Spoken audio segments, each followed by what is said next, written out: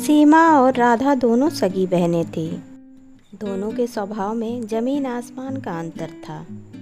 राधा जहाँ स्वभाव से दरिया दिल थी, वहीं सीमा एक नंबर की स्वार्थी और लालची थी। कॉलेज ख़त्म होने के बाद उनके माँ बाप ने उनके शादी का फैसला किया।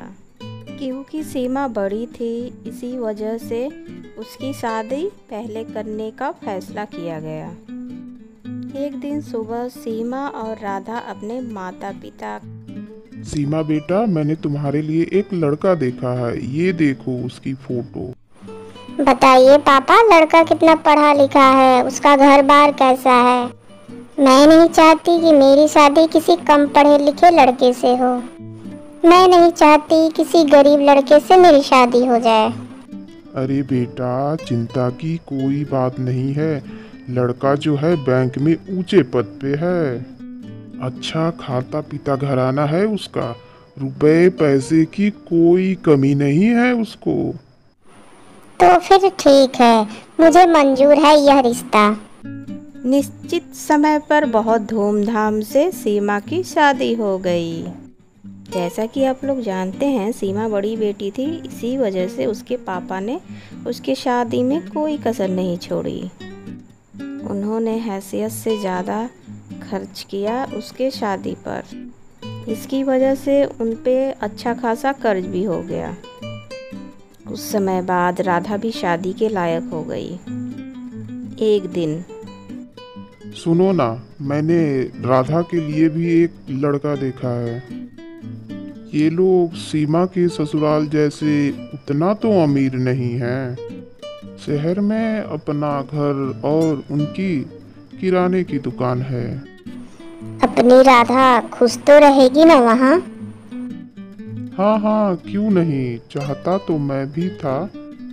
सीमा की तरह राधा की भी शादी बड़े धूमधाम से करूं, मगर पैसे की समस्या सामने खड़ी है।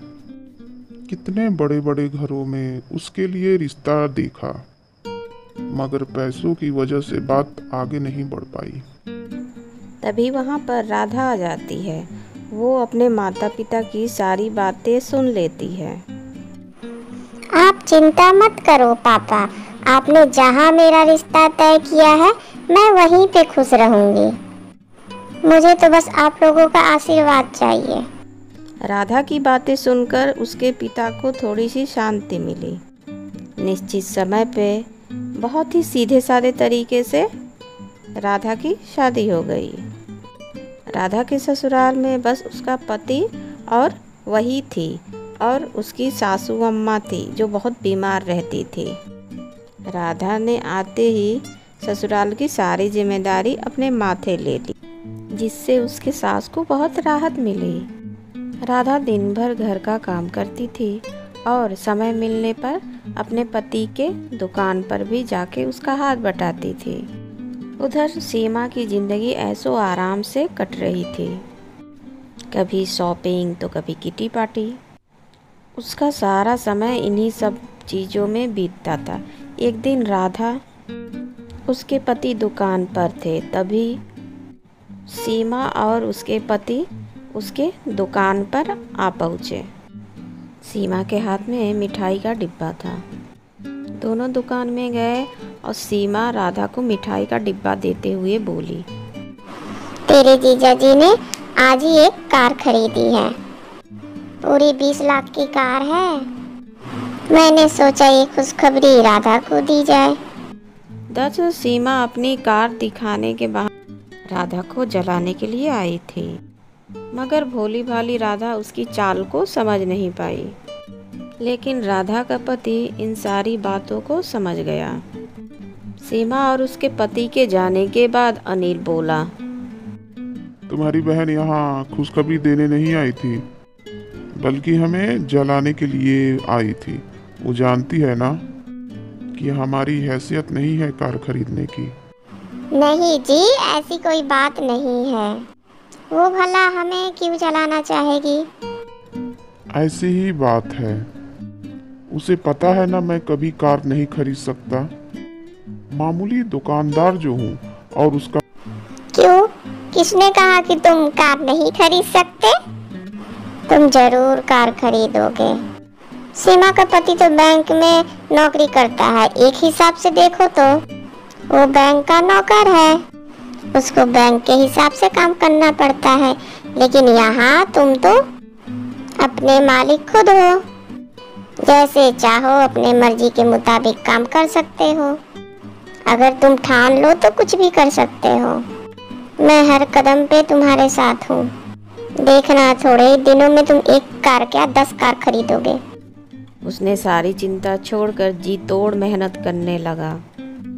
वो रोजाना 7:30 बजे दुकान खोलता था और देर रात को दुकान बंद करता था।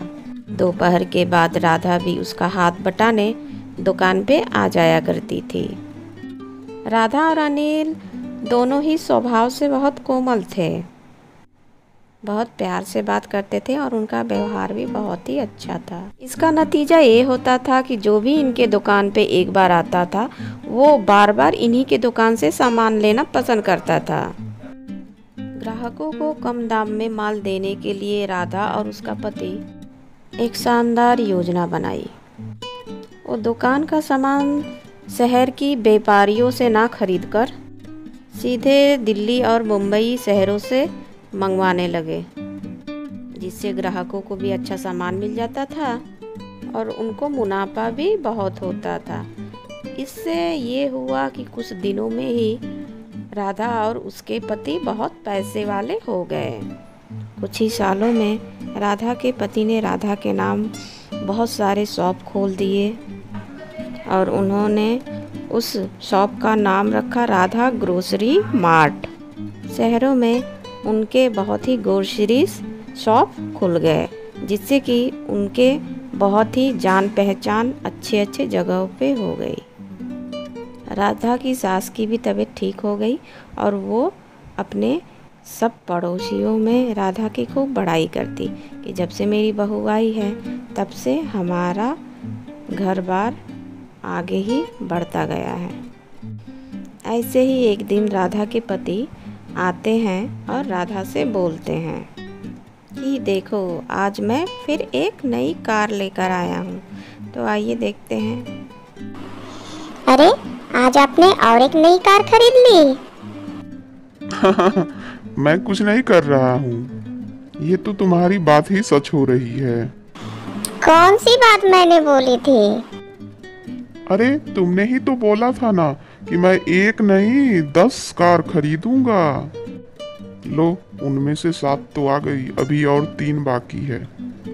राधा खिलखिला के हंसने लगती है। चलो, इसी खुशी में तुम्हारी बहन के घर मिठाई दे आए। लड़ने की धुन में उनको पता ही नहीं चला कि राधा और अनिल उनके घर आए हैं। अरे, मैं पूछती हूँ, जरूरत थी क्या थी बैंक में पैसे गमन करने की? तुम्हारी जमानत करवाने में घर की सारी जमा पूंजी खर्च हो गई और बैंक ने तुमको नौकरी से भी निकाल दिया है। घर में एक पैसा नहीं है। मैंने क्या अपने लिए बैंक से पैसे गबन किए थे? ये सब तुम्हारी वजह से हुआ है। तुम्हारे ही रोज रोज के खर्चे, किट्टी पार्टी तो शॉपिंग। देखो जी, ताने मत मारो। कोई और लड़की होती तो तुमको कब का छोड़ के चली गई होती। वो अभी लड़ाई कर ही रहे थे कि सीमा के पति की नज़र राधा के पति पर पड़ी। आपने तो सब सुन ही लिया हमारे घर की बातें। आप ही बताए मैं क्या करूं? आप ही कोई काम मुझे दे दीजिए। आपने जो शहर में नया शॉप खोला है उसी में मुझे काम दे दीजिए। हाँ दीदी, हम लोग की परिस्थिति बहुत खराब चल रही है। प्लीज़ आप दोनों से रिक्वेस्ट है कि आप कोई भी काम मेरे पति को दे दीजिए। हाँ, मैंने सब सुन लिया है। कोई बात नहीं, आप मेरे शॉप पे कल आ जाइएगा, मैं आपको काम दे दूंगा। तो दोस्तों, आप लोगों को आज की कहानी कैसी लगी कमेंट में ज़रूर बताइएगा। नेक्स्ट वीडियो में फिर मिलूंगी, तब तक के लिए बाय।